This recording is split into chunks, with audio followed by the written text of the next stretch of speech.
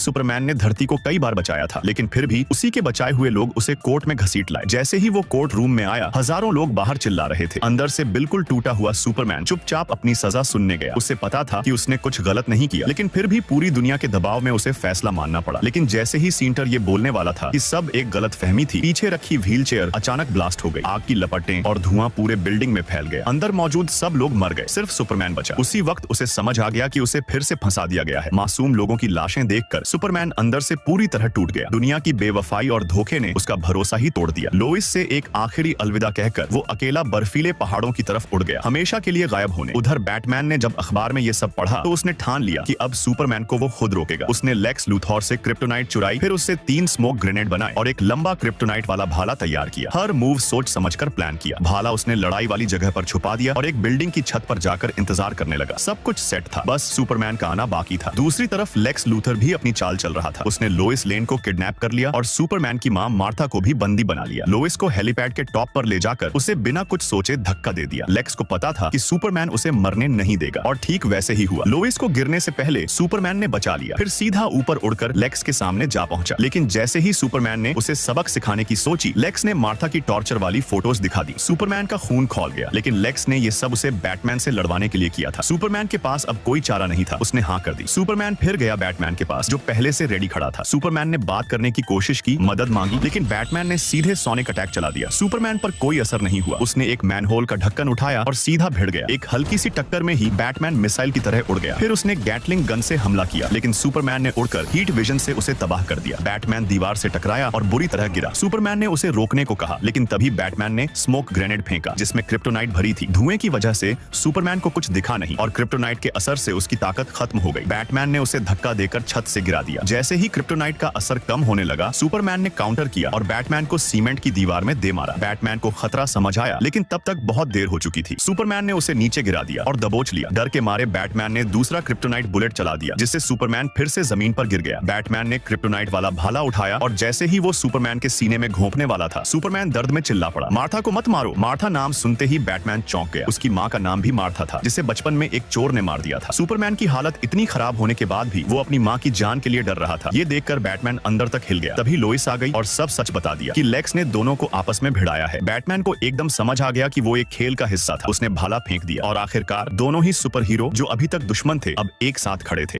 भले ही सुपरमैन ने धरती